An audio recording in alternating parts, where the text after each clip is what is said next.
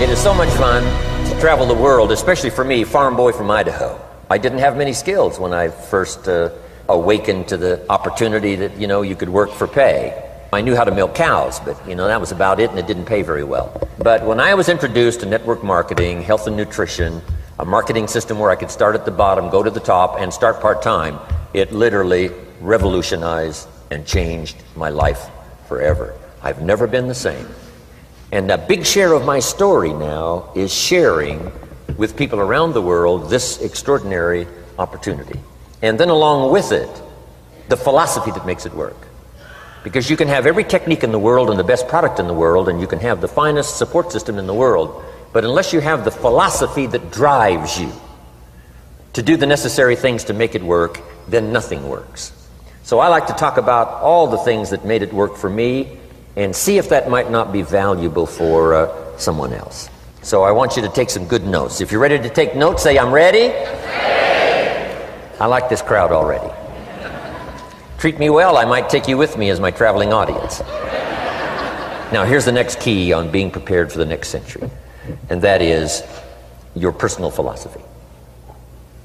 At age 25, the things that so dramatically changed my life was, number one, the discovery of a unique product that I could believe in. My mother taught nutrition, and she taught good health, so I was the beneficiary of that. It came from my grandmother, my grandfather, passed it on to my mother. She taught it, passed it on to me. My father never had a major illness, lived to be 93. My mother extended her life, according to the doctor, at least 20 years.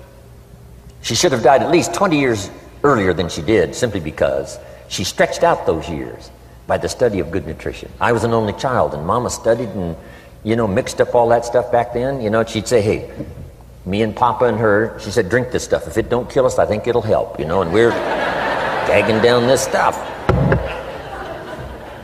And Mama taught all of that, but the payoff was so incredible. I passed it on to my two daughters. They've never been ill. They passed it on to their children, my grandchildren. They haven't been ill. I mean, the study of good nutrition, paying attention, and being involved in the industry you're in, it's one of the best. So, that's so important. Your personal philosophy, what you believe in, that's going to carry you into the next century. Let me give you now some of the early philosophies that changed my life forever. I heard one of them in my introduction. Some of these philosophies have lived with me now all of these years. I've passed them on, and people have come back around saying, Mr. Rohn, 10 years ago, 20 years ago, 30 years ago, 35 years ago, I sat in your class and sat in your seminar, and those early things that you taught, I've practiced it and I'm doing it. A man not long ago showed me notes he took 23 years ago. And then he had me sign those notes. He said, I've used these notes to develop my life, my personal life, and my business life.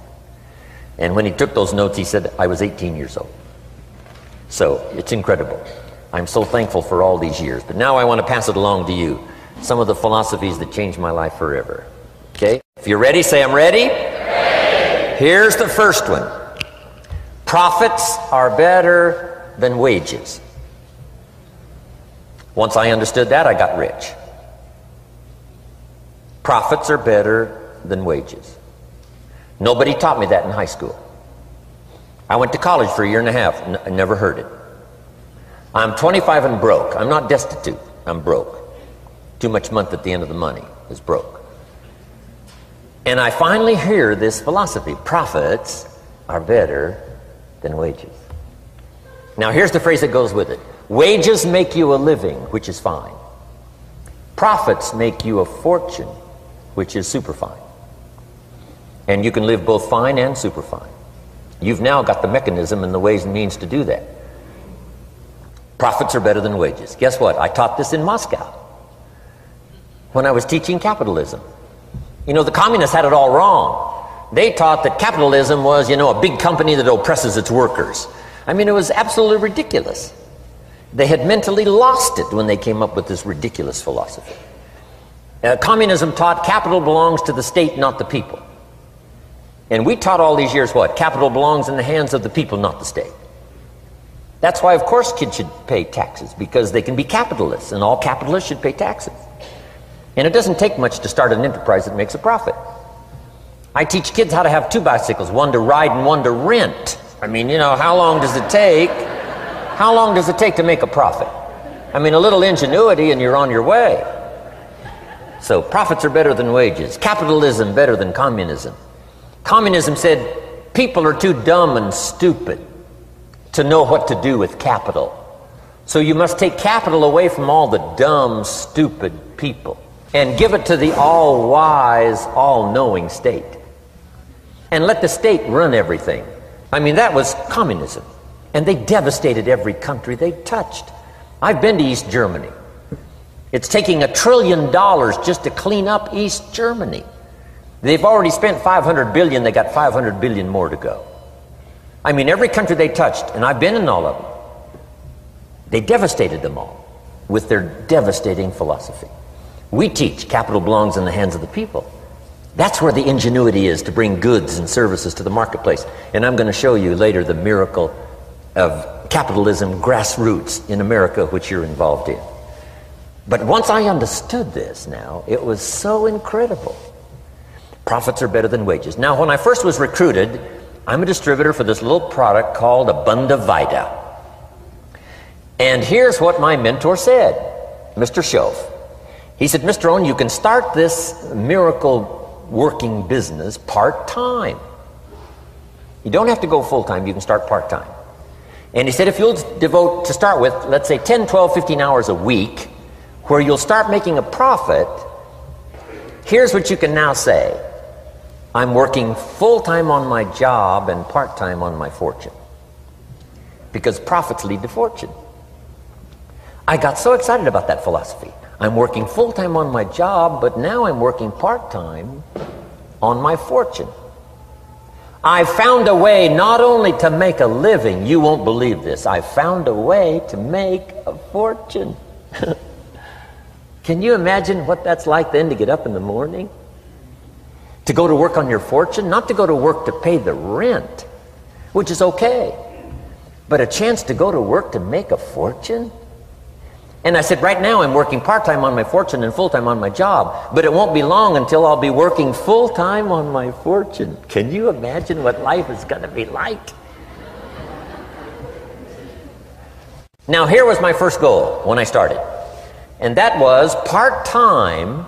I wanted to equal on my profits part-time what I was earning on my full-time job. This is called the magic of part-time.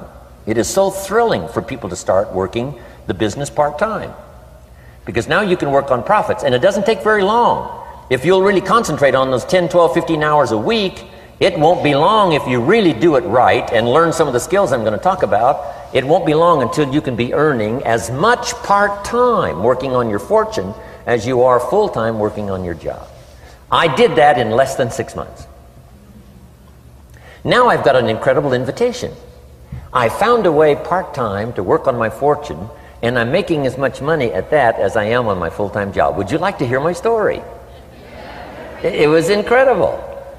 Now here was my second goal, to make twice as much money part-time working on my fortune as I was working full-time on my job.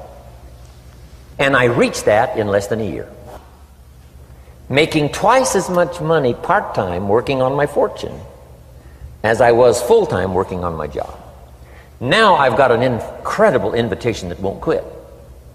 I found a way, through a unique opportunity, to work part-time on my fortune, and I'm now earning twice as much money as I am working full-time on my job. Would you like to hear my story? Do you imagine anybody would say, no, I don't care to hear your story? No. Everybody I said that to said, wow, yes, what are you doing? I said, I'm glad you asked. Let me tell you. Now, when I started making twice as much money part-time as full-time, here's my dilemma. I didn't want to go full-time. And why not go full-time? And the reason was because I didn't want to give up my electrifying story. Right? It was so powerful, nobody could resist the invitation to at least take a look. I didn't want to give it up. And I hung on for I don't know how long until it was, almost insane. And then finally, reluctantly, I gave up my full-time job. But now,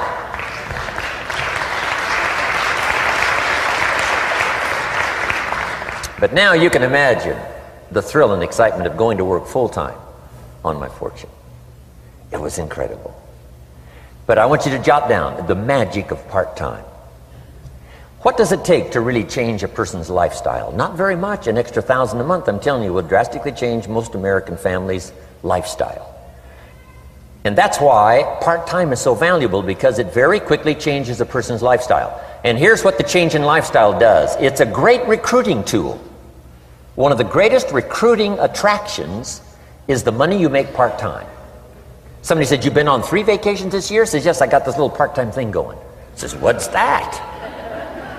"You bought 2 new cars, one for you and one for her. How did you do that?" Said, "I got this little part-time thing going." Your kids have got all these new clothes? Yes.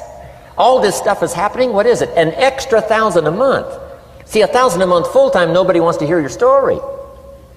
$1,000 a month part-time that starts to change your lifestyle, everybody wants to hear your story. So the key is part-time. The magic and the attraction of part-time gives you a classic invitation for somebody to listen to what you're doing that's changing your life. And it's not just necessarily the money that changes your life. It's what you do with the money. It's the change of lifestyle. So part-time helps to change lifestyle, which gives you a classic invitation to look at what you're doing. That's how I started in network marketing, age 25. Wow, these philosophies changed my life. I wish I would have learned them in high school. In high school, if they would have offered Wealth 1, Wealth 2, I'd have taken both classes. I wouldn't have waited until I was 25 and broke. Here's the next one. Philosophy that helped change my life. It's not what happens that determines your life future. It's not what happens that determines your life future. It's what you do about what happens. All of us are in like a little sailboat. And it's not the blowing of the wind that determines your destination. It's the set of the sail. So jot this phrase down. It's one of the best to understand. Kids need to understand it. The same wind blows on us all. The same wind blows on us all. The wind of disaster, the wind of opportunity, the wind of change. The wind when it's upside down, the wind when it's favorable and unfavorable. The same wind blows on us all. The economic wind, the social wind, the political wind. The same wind blows on everybody.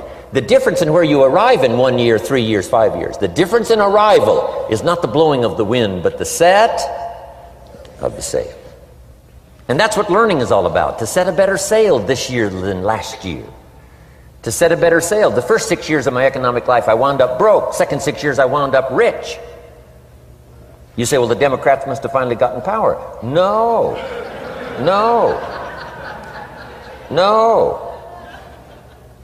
It was not a political change. Here's what changed the second 6 years of my economic life. It was my philosophy that changed. The set of the sail of better thinking, correcting the errors of the past and picking up new disciplines for the future. That's all I had to do at the end of the first 6. Correct the errors of the past and then pick up some new disciplines for the future. And my total life changed. The second 6 years was totally different than the first 6 of my working life. And guess who can do that? Anybody. Now you can keep on the same path for the next couple of years as you have the past 2.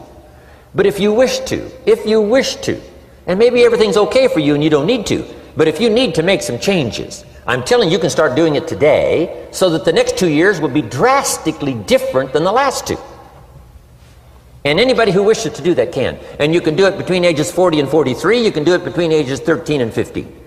You can do it between ages 60 and 62. Any 2 years, any 5 years that you wish to drastically change from the previous 5, you can do it. If you wish to. Now this isn't written. This is not a law. Here's what it's called: opportunity. But if you don't know you can change, if you don't know you can drastically change your income, change your future, change your health, change your marriage, change everything, if you don't know that, Some people then go year after year after year after year not making much change simply because they didn't get to the class. They never read the book. They never went to the seminar. They never made the discovery. They didn't seek for the knowledge of how could I make my life better. And if you just rock along, I'm telling you it's okay. Anybody can live any way they choose, but I'm here to tell all of you that if you wish to, it's possible to make the next 3 years totally different than the last 3. And all you have to do is just a few things. So if you got that one now, it's not the blowing of the wind that determines your income. It's not the blowing of the wind that determines your fortune. It's the set of the sail. And that's why we gathered here today. Maybe I've got some ideas that'll help you with a couple of little things about setting the sail of your thinking that might drastically give you multiplied more benefit the next 3 years than you've gotten in the last 3. So it's not what happens. What happens to everybody. Chevron years ago brought me in to talk to management. They said, Mr. Rohn, you travel around the world and you're fairly knowledgeable. What do you think the next 10 years are going to be like? I said, gentlemen, I can tell you I do know the right people. So they all leaned forward and listened carefully. And I said, gentlemen, the next 10 years are going to be about like the last 10.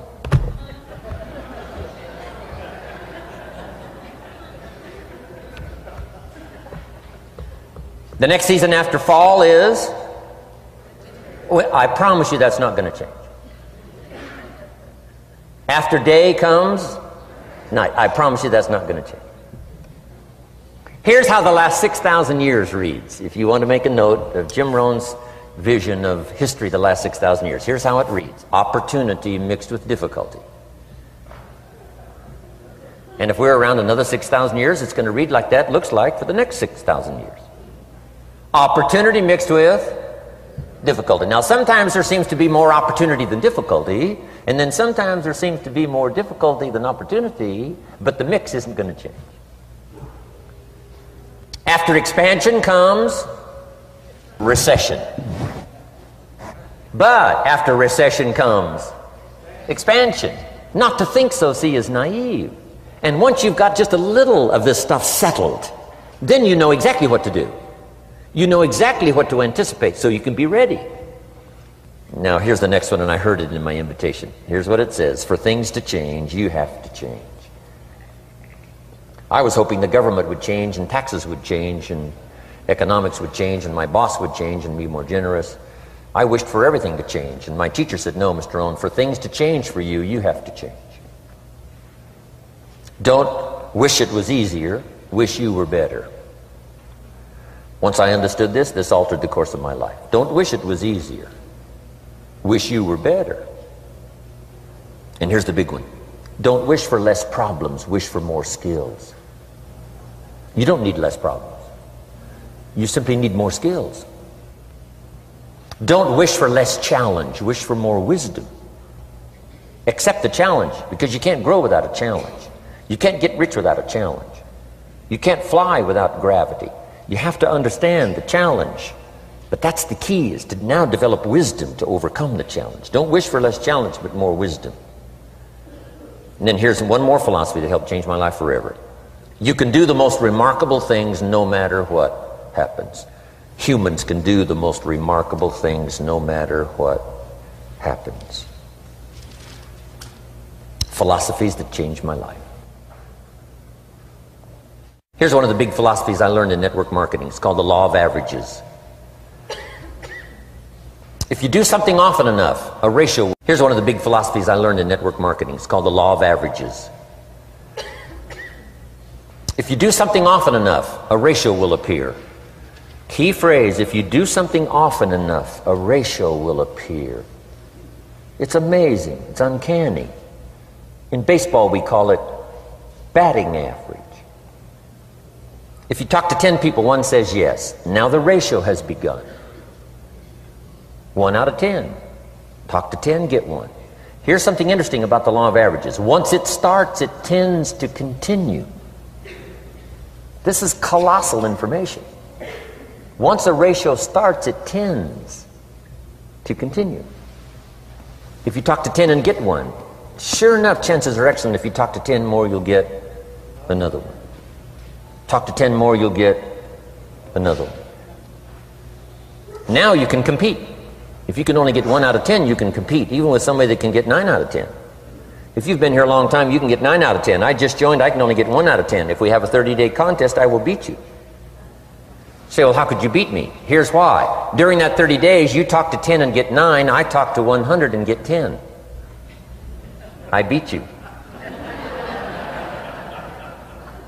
Isn't that clever? This is clever stuff. And I do it for 2 reasons. I sincerely wish to win. But I do it for another very sincere reason. I wish for you to lose. And that's noble on my part. Here's why it's noble. You learn more by losing than you do by winning. So I wish to give you that experience. Now here's how I do it once I understand the law of averages. When I'm new, I make up in numbers what I lack in skill. I make up in numbers what I lack in skill. Now who can do that? Anybody that's ambitious. Anybody with a little ingenuity. Anybody. Doesn't matter. Now here's one more. The law of averages can be increased. You get 1 out of 10, talk to 10, get another one. Talk to 10, get another one. The 4th time you talk to 10, you get 2. Why would the 4th time you talk to 10, you get 2 instead of 1? You're getting better. You're getting better. And who can get better? Anybody. Talk to 10, get 2. Talk to 10, get 2. Finally, talk to 10, get 3. I finally got up to about 3. Now, it takes more than a genius to go past like 3 or 4. But 3 will do. If you bat 300 in baseball, they pay you $4 million a year. Which means you're out 7 times out of 10. 7 times out of 10, out. Make $4 million a year. Are you ready for that? So, this works so well now in your business. Just jot the phrase down. You don't have to bat 1,000.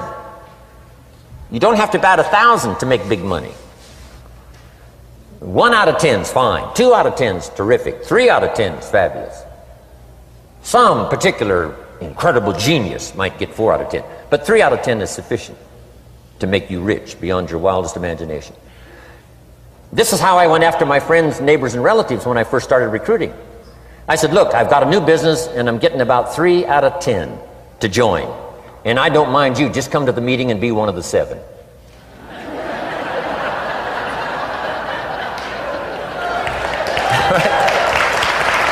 Doesn't matter. You're my friend, you'll do me a favor. And so it's not important to me that you like it. It's not important to me that you join. It's certainly not important to me that you buy. It's just important to me that you listen. One of the reasons, though, I want you to hear the story is because a year from now, if I'm doing well, I don't want you to say, how come you never picked up the phone a year ago? I never got a letter, never got a call. You call me a friend? You're making all this money, you never picked up the phone. So I don't want that to happen.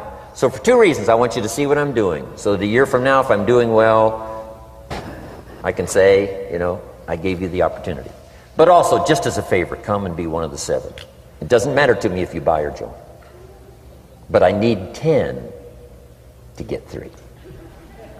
And if you're one of the 3, wonderful. If you're not, wonderful.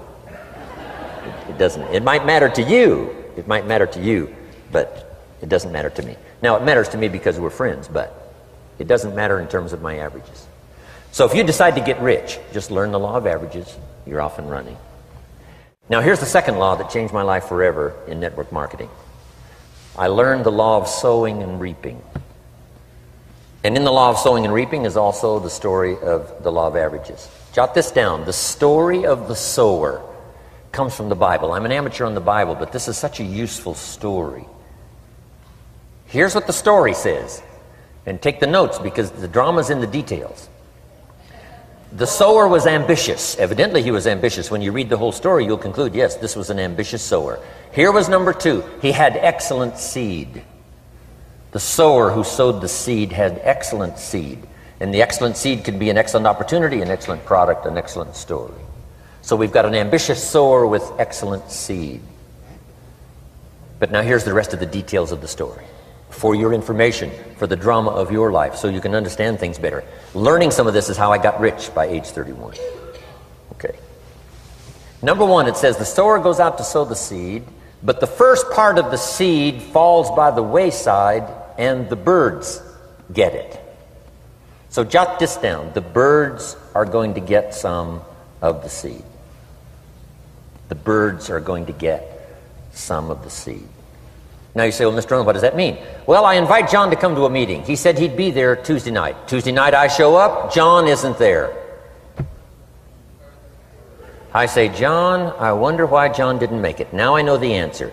The birds. The birds. John had this great idea of coming to the meeting to look at an opportunity, and somebody stole it and said, you're not going to go see network marketing. And he says, well, maybe not. So have you jotted that down now? The birds are going to get some. Now when the birds get some, you've got two options. Number one is to chase birds. And say, well, let me get a hold of the person that talked him out of coming to the meeting. I'll tear him a new page. But I wouldn't do this. Here's what happens if you go chasing birds. You leave the field. If you go chasing birds now, you leave the field, which is going to distract from your future, not add. So you can't chase birds and try to straighten this stuff out. Here's what it is. It's just one of those things. And here's the best comment when things are a little disappointing. Isn't that interesting? You just have to say, I thought sure he would be there. He promised me. He promised me. But I know it was the birds. And you just have to say, isn't that interesting? Now, here's the rest of the story. It says, the sower kept on sowing. See, that was the secret to his success. He kept on sowing. And if you keep sowing, you can sow more than the birds can get because there aren't enough birds. If you keep sowing, there are some birds, but there's not enough. Because the law of averages will work for you. My mentor taught me, he said, you know, Mr. Rohn, there's only 9 or 10 real nasty, miserable people in the whole world. Now he says they move around a lot, you know, and you're liable to... You'll bump into one once in a while. But when you bump into one, you say, there's only 9 more like you. I can handle that in the whole world. Okay. Now here's what else it says. The sower now keeps sowing the seed. Now the seed falls, the story says, on rocky ground where the soil is shallow. And the rocky ground where the soil is shallow is not of your making. Because you had excellent seed and you were an ambitious sower. So the rocky ground where the soil is shallow is not of your making. But here's what it says what happened. This time, the little seed that falls in the ground starts to grow. And the little plant starts to grow. But the first hot day, it withers and dies. It dies. Not an easy thing to watch. I finally get John started. Sure enough, 3 or 4 days later, somebody says, boo! And he goes...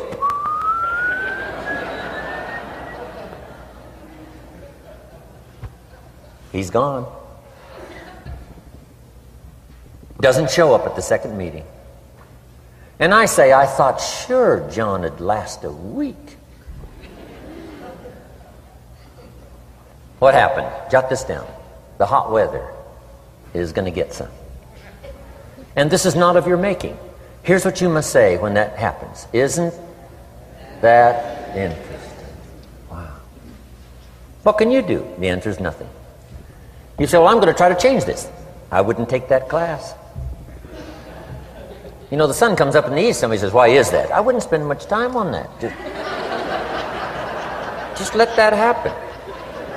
Don't go for this why stuff. I'm giving you the answers here. The answers is in the structure and the consequences and in the deal. The answer is in the deal. Anything beyond that is not worth study. You say, well, how come some just last a little while? I wouldn't sign up for that class. Here's the answer. Some don't stay. You just have to jot that down. And when some leaves, you say, that's one of those that don't stay. Now you know what category to put them in. And you can't solve this now. You can't, it's like rearranging the seasons. You can't fool with that. All you can do is cooperate with the way things are set up. I didn't set it up. You say, well, it shouldn't be this way. Well, when you get your own planet, you can rearrange this whole deal. But on this planet, you're a guest. You got to take it as it comes. Now, here was the secret to the ambitious sower with good seed. It said he kept on sowing. Now, here's what he had to do to keep on sowing. He had to discipline his disappointment. This is a key phrase now to use the rest of your life. You must learn to discipline your disappointment, because you didn't set up the setup, and some are not going to stay, and that is not of your making. Now, if you made gross errors and you ran them off, see, that'd be different. Now, you're responsible for that. But if it's in the normal course of things, this is the way things are. Now, here's what it says. The sower keeps on sowing. Now it says the seed falls on thorny ground. And somebody says, well, how much of this do you have to go through? Well, hang on. It's not the end of the story now. Now the little seed falls on thorny ground. And now the little plant starts to grow again. But as the little plant starts to grow, the thorns choke it to death. And it dies. So jot this down. The thorns are going to get some. And that's not of your making. And what are these thorns? The story even called these little thorns, little cares, little distractions, little somethings. Who knows what all they are? I say, John, we had a meeting last night, you weren't here. John says, well, I can't make every meeting. I say, why not? You're part-time.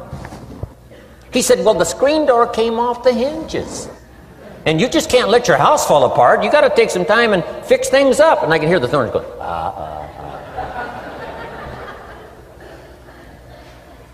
He says some extra trash had piled up in the garage. You can't let mountains of trash take over. You got to keep your trash hauled out. People who let little things cheat them out of big opportunities. People who let little things cheat them out of big opportunities. And you feel almost helpless. What could I do about that? And that's nothing. And you say, well, why is this? I'm asking you not to sign up for that class. Don't sign up for these why is this class. It's just the way it is. Like winter following fall and spring following winter. So if you got that, the thorns are going to get some. But now here's the good news. Let's read the rest of the story now quickly. The sower now what? Keeps on sowing the seed, keeps on sharing the story, keeps on giving an invitation. Yes, the invitation can be more powerful for me as it was 1 year later than it was the first month. Because now I'm saying I'm making twice as much money part-time as I'm making on my full-time job. Yes, the story can be more powerful, but the law of average is still going to work. But now here's what the story said. Finally, the seed falls on good ground. Finally, the seed falls on good ground. Now, put this in parentheses. It always will, if you keep sowing. If you share a good idea long enough, it will fall on good people. But now here's the rest of that story. Some of the good ground did 30%.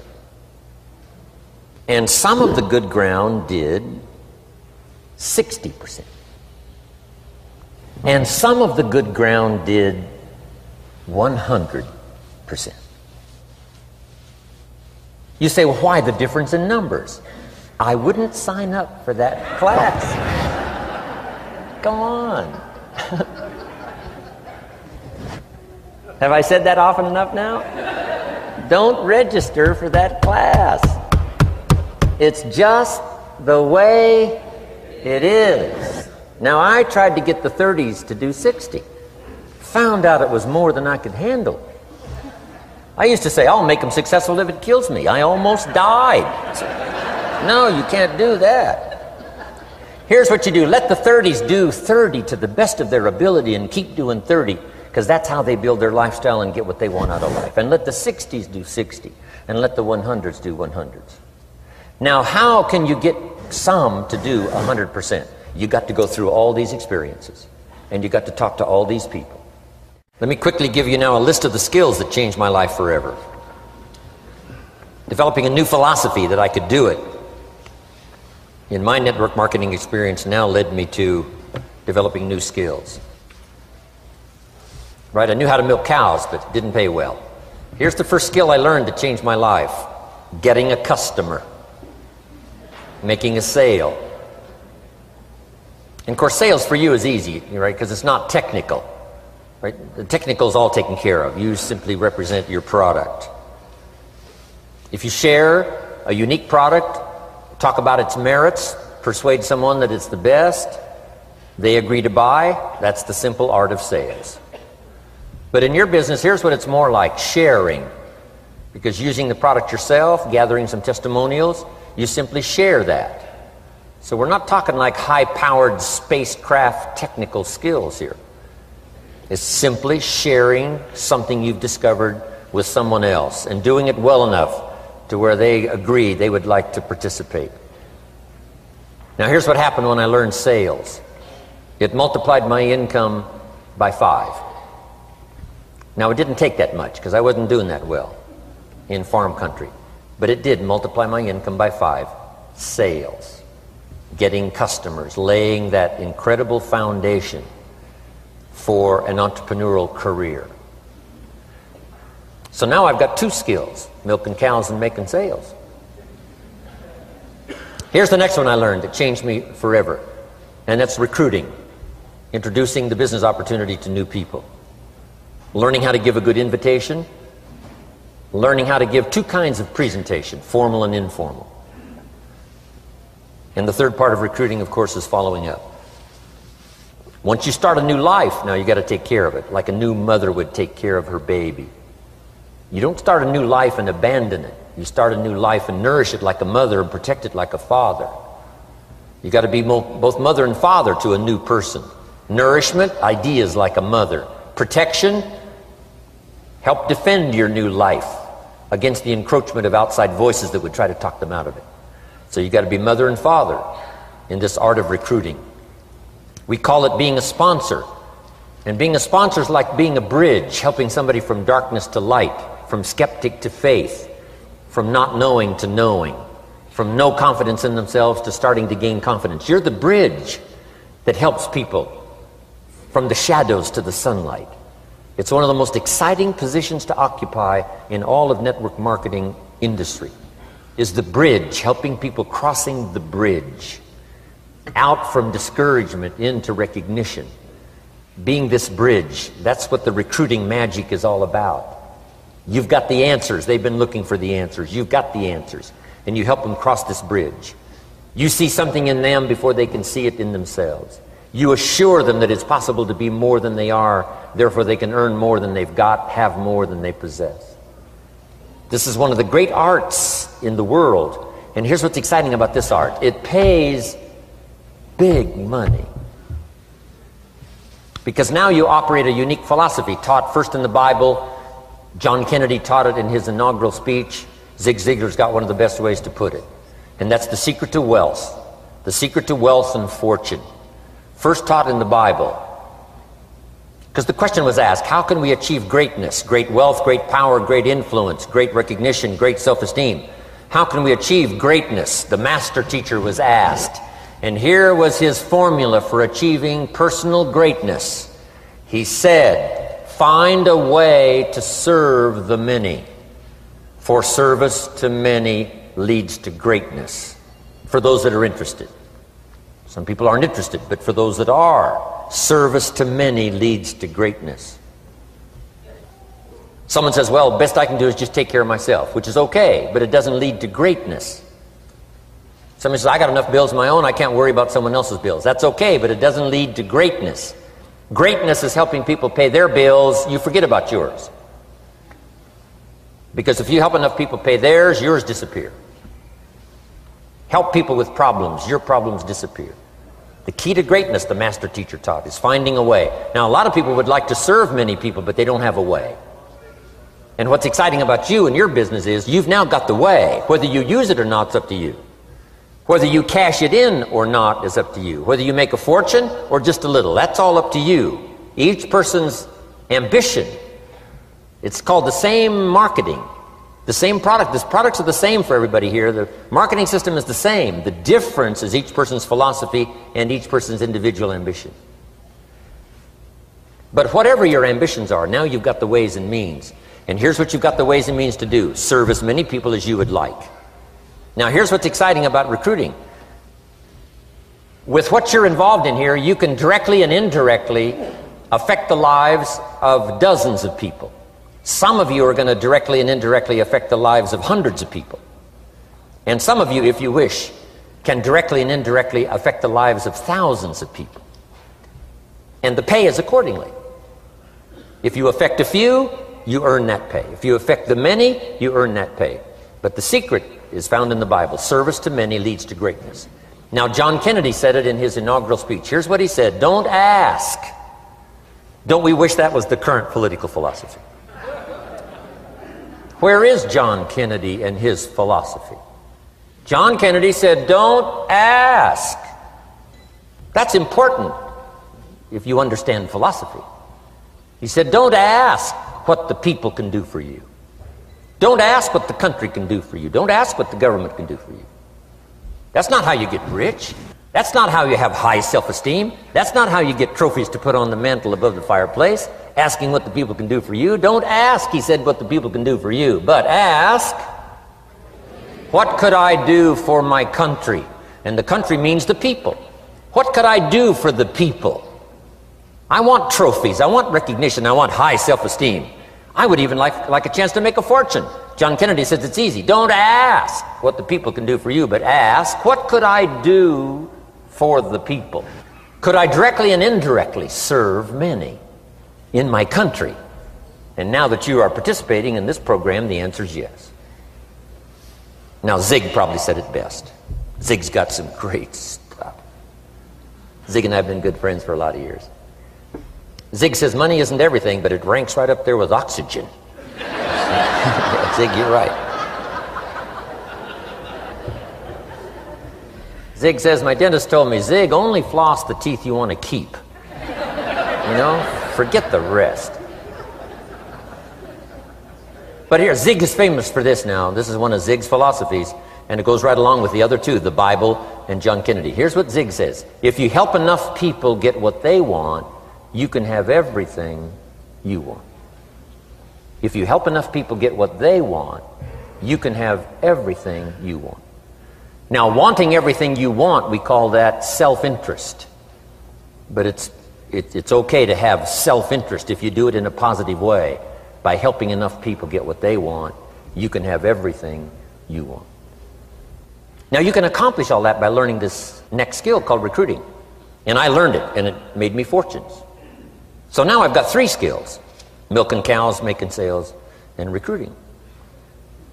Here's the next skill I learned that paid big money: organizing. Once you got a few, get them to work together, see, and that's magic. Getting people to work together is magic. Now, yes, it's challenging, like having several members of your family, getting them to work together is challenging, but it's magic. Getting husband and wife to work together is challenging, but it's magic when it happens. But everything magic is challenging. Just got to jot that down. Everything magic is challenging. But once you figure out the challenge and go for it, then the magic occurs. Let me tell you how magical people working together is. Let me quote the Bible again. It says, if 2 or 3 agree on a common purpose, nothing is impossible. Just try that on for your mental size. If 2 or 3 agree on a common purpose, nothing's impossible. Everybody's looking for a challenge. Here's what I teach, especially the kids. Here's the best challenge in the world. Let's go do it. Not you go do it. Let's go do it. If 2 or 3 of us decide on a common purpose to do it, nothing's impossible. Incredible. Working together, organizing. Now, when everybody's an independent, now it's a little more challenging. Like having kids, they've each got their own opinions. They've each got their own ambitions and desires. It's challenging. You've got a variety. But that's what makes life, the variety. And it is, in your business, it is challenging, getting people to work together. It's like herding cats. You know, sheep are easy, but you got to try cats, herding cats. But if you can possibly get it done, the power is so immense when you get people to work together. Here's one of the powers of working together: shared testimonials. If I've got somebody new and you're there and I'm there, I give them my testimonial, you give your testimonial. Maybe what tips the scales in getting me a new person is not my testimonial, but my partner's testimonial. Somebody I'm working with, their testimonial got them. Shared testimonials are so powerful. That's why working together is okay, is powerful. Now, working by yourself is okay. All this stuff is okay. Everybody needs to know, though, where are the advantages? And these are some of the advantages. I learned to organize, paid big money. Here's what I next learned to do. Promote. Promotion now pays staggering money. Now, the company comes up with what we call major promotions. Here's what you've got to come up with. The smaller promotions. The company comes up with major recognition. You've got to come up with small recognition for your people around you. The top 5. The company's got top 5. You've got your own top 5 in maybe 2 or 3 categories. Top 5, top 5, top 5. And those little recognitions, to reach certain levels in the company, you have to take major steps. But for you, recognition, let them take small steps. Here's one of the secrets of your kind of business. Rewarding people for small steps of progress. Rewarding people. Sometimes it's just recognition, handshake, pat on the back. Mary, you're doing a fabulous job. And you figure out what those recognitions are. Small steps of progress. Guess what promotion pays, if you learn it well? Big money. Getting people to do something they wouldn't ordinarily do by themselves. People will do some unique things by themselves, but if you can figure out a way to say, Mary, if you do this and this, she says, well, I'll go for it. Now, she wouldn't have thought of that on her own. Here's what works magic. It's better than money. Money's a bit unimportant. Here's what's important. Ingenuity. The best place to wake up your ingenuity is what you're doing right now. Representing a unique product and getting customers, recruiting distributors, and promoting and all this stuff. Ingenuity. Figuring out a way. If it doesn't work this way, we'll work another way. I used my ingenuity, made a fortune. My ingenuity worked on doing all these campaigns, the spring campaign and the summer campaign and the winter campaign. This week we're going to recruit school teachers. How many of you got? How many of you got? This is school teacher week. School teacher month. I'd pick out a little category and say, let's go for it. And it doesn't matter what it is, just dream up something so that somebody's got a little more objective to go for than just their own. Key phrase, we all need to belong to something bigger than ourselves. Because we furnish inspiration for what's bigger, and the bigger furnishes inspiration for us. I learned promotion and it paid big money. Here's next I learned, communication. How to conduct a meeting. I learned identification, logic and reason, attack and confess, solution. Simple deals on communication. Wasn't easy for me at first. I stood up to give my first presentation, my mind sat back down. Right? Y'all been through that? Opened my mouth, nothing came out for a while. But here's what I did. I did it again. Just jot that phrase down. I did it again. That's the secret to how I got here. 35, 40 years later, it's how I got here. I did it once, it was uncomfortable. That first presentation was so lousy, if I hadn't have been doing it, I'd have gone home. It was not that good. But here's the secret to how I got here. I did it again, and then I did it again, and then I did it again, and I did it again. I remember when I first decided to be a little more animated, right? And walk out away from the podium, right? Get out from just behind the podium. So I got out there, and then I thought, how do you get back? Whoa, I'm stranded out here. Remember those times? Doing something for the first time? But you learn quickly in your business, right? In your business, the guy stands up to give his first testimonial, and he's so nervous he forgets his own name, right? And 30 days later, he wants to give a 3-hour testimonial, right? You hardly get him off the stage. So, learn communication. How to affect other people with words. That's the greatest art in the world to learn. How to affect other people with words. Key phrase, don't be lazy in language. If you learn to use the gift of your own language wisely, it can make you a fortune and build an incredible life. Here's 3 other things I learned. One is to train. Training people how the business works. And then I've used another word called teach. Train and teach. And only to say this, training people how the business works, teaching is how life works. Because here's what all of us need for the 21st century. Business skills and life skills. The life skills are leadership skills. The life skills are learning how to set goals. Now here's the ultimate skill to learn that can transform your life and the life of whoever will listen. The ability to inspire. Inspire means help people to look up a little higher than where they are and wish they could get there, and inspire them that it's possible. Here's how we inspire, by our own testimony. If I can do it, you can do it. Here's how else we inspire, by others' testimonial. If they can do it, Mary, you can do it. Getting people to see themselves better than they are. Getting people to see themselves richer than they are. Getting people to see themselves more capable next year than they are this year. Getting to see themselves in the future. To help both your kids and your people, here's what you must learn to do. Number one, help people to see themselves as they are. If people have made mistakes, they got to know it. You can't go on making mistakes and hope to achieve. Mistakes have to be corrected. And you've got to do it with your children. Help them to see themselves as they are. If they've messed up, here's what you've got to say. You've messed up. But here's what's important as a parent. Don't leave them in the mess. Some parents, tell their kids they've messed up and then they leave them in the mess. They don't paint a better picture. Here's what you could become with just a couple of more changes. Rather than this, here's what you could be. So we must help our children see themselves as they are, but here's the greatest gift. To help our children see themselves better than they are. To transport them not only past to see their mistakes, but transport them to the future to see their opportunity. To see the person they can become. My mentor had that greatest gift to help me to see myself better than I was. At first it was difficult to see, then I started to believe, and that's how I got here today. He said, one of these days, Mr. Rohn, you'll walk into a room full of people and you will hear some of them say, that's him, that's the famous man. I said, well, that could never happen to me. He said, trust me. If you keep working hard on the disciplines like you're doing right now, that'll happen. You'll walk into a room full of people and you'll hear one say, that's him, that's the famous man. He saw it and he tried to get me to see it. And now finally it's happened. I think when I walked in here today, I think I heard someone say, that's him, that's the famous man. It happened for me.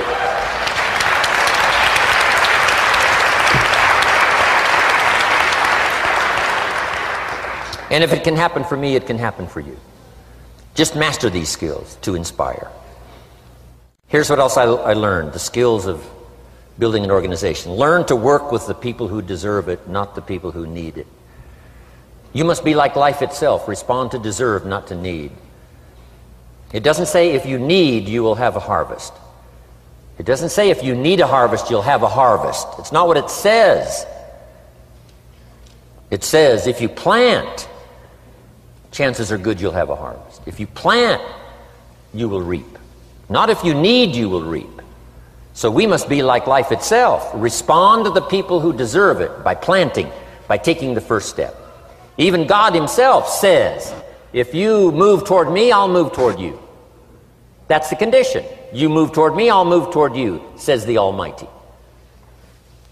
Now he could also say, you don't move, I don't move. You say, well, that's arbitrary. Well, when you're God, you can set it up that way.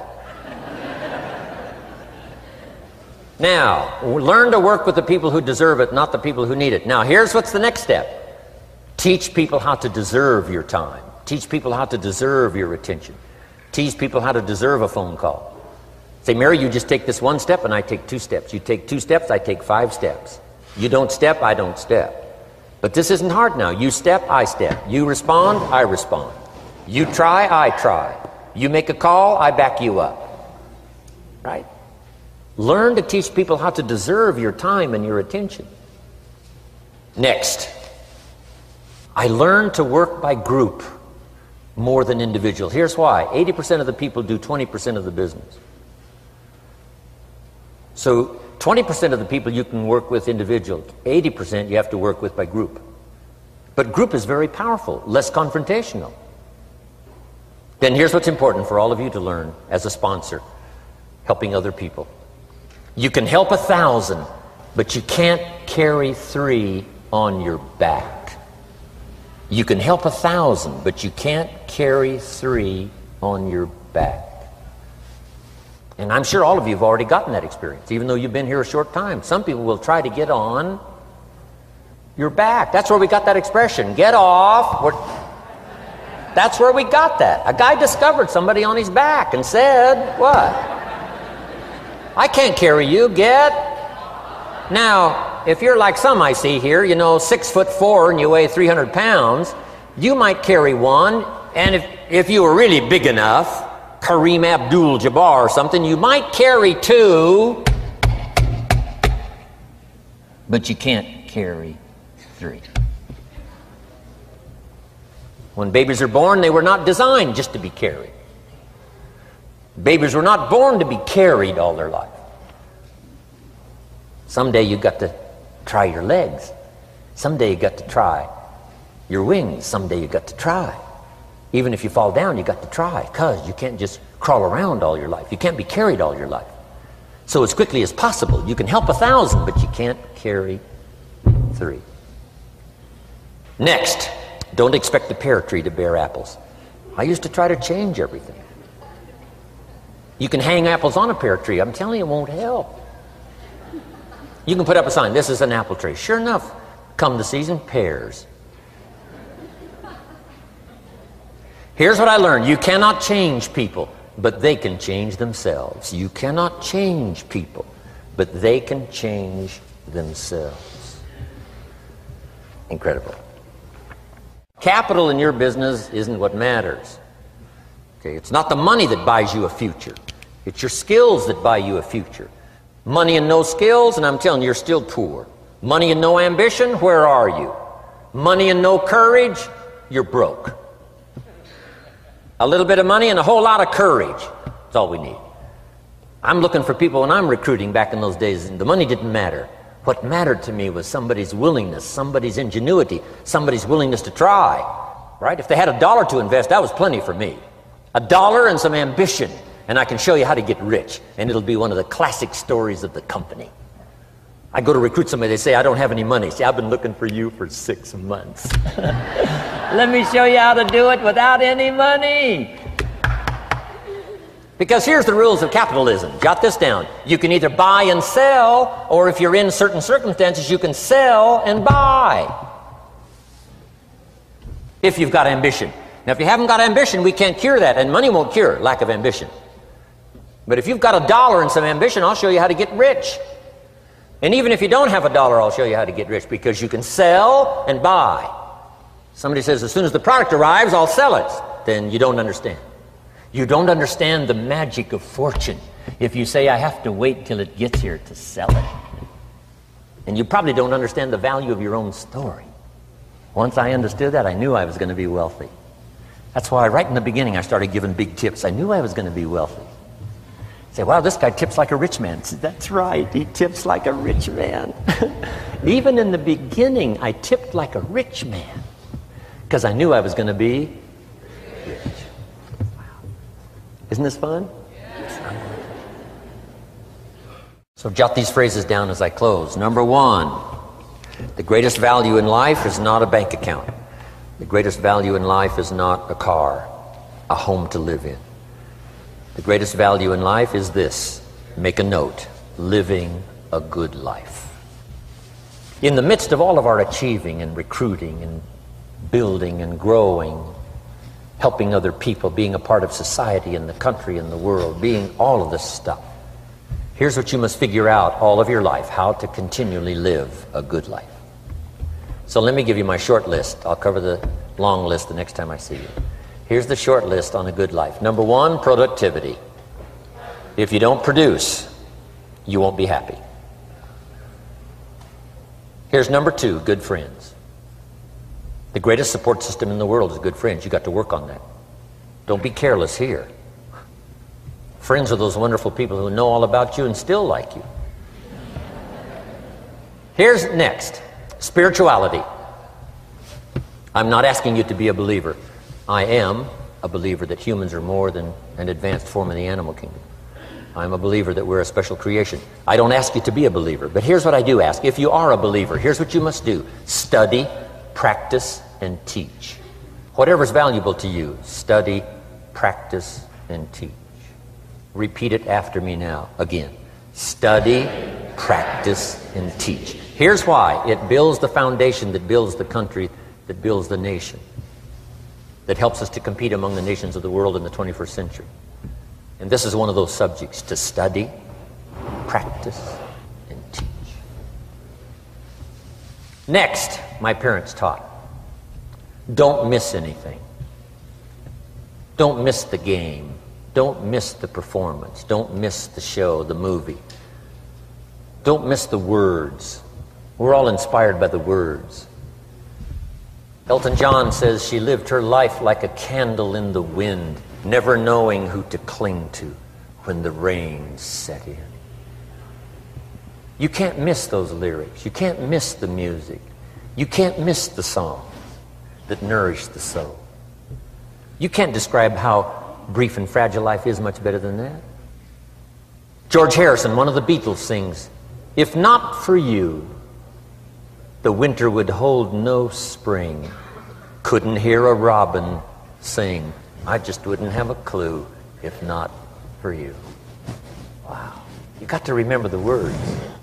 The words that reflect the experience. Barbra Streisand sings, "It used to be so natural to talk about forever, but used to be's don't count anymore. They just lay on the floor till we sweep them away. You don't sing me love songs, you don't say you need me, and you don't bring me flowers anymore." Illustrative of all of our experiences. Winston Churchill said, "The truth is incontrovertible. Malice may attack it and ignorance may deride it, but in the end, there it is." You got to use that. Feast on someone else's comments. Because, see, you could stay up all night and not think of that.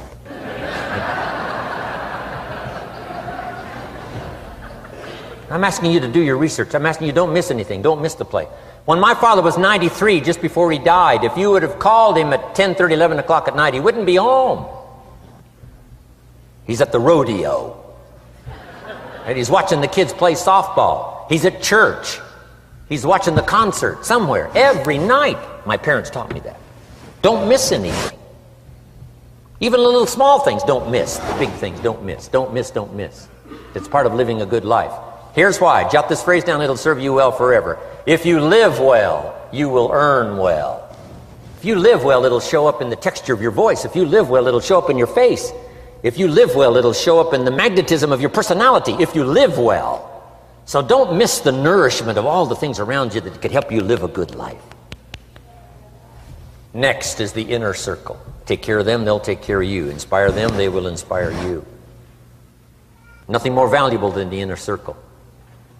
That's where the power to conquer the world comes from, the inner circle. If a father walks out of the house and he can still all day long feel his daughter's kiss on his face, he's a powerful man. That nourishment of the inner circle is so incredible. If a husband walks out of the house and all day long he feels the imprint of his wife's arms around his body, he's invincible. Who can touch him? One person caring for another, the old prophet said, is the greatest of virtues. There's many virtues and values, but the greatest is love, one person caring for another. Better to live in a tent on the beach with someone you love than to live in a mansion by yourself. People caring for people. And especially that inner circle where the power is so magnificent that if you draw from it, if you nourish it, and then it nourishes you. Now here's my last comment. Ask for God's help. We could all use a little help. But my whole seminar was what you can do. A man took a rock pile, turned it into a fabulous garden. Somebody came and saw it and said, "You know, you and the good Lord have this fabulous garden here." The gardener said, "I understand your point, but you should have seen it a few years ago when God had it all by himself." So we do play a part. So make this the last note now. We have a chance as human beings to participate in the miracle process. We have a chance as human beings to participate in the miracle process. And you can go do that every day as often as you wish. Changing somebody's life. Rescuing somebody from oblivion, building an organization second to none so that your name will appear in many people's testimonial. And that's why I came today. So that by chance, I don't need the money. That's not why I'm here. I take the money, but I don't need the money. But here's why I'm here.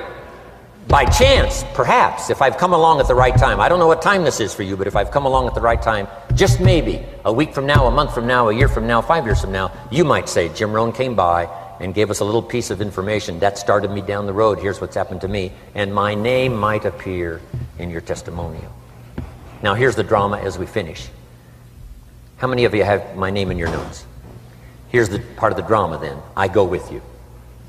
When we all leave here and the lights are out and the place is dark, I go with you because you've taken my notes and hopefully some of the spirit, some of the stuff I had besides just the notes. So I go with all of you. But here's the big drama. All of you go with me. See, that's so unbelievable. So as I leave here, I promise not to leave you behind. I will take you with me in my thoughts and in my heart. God bless.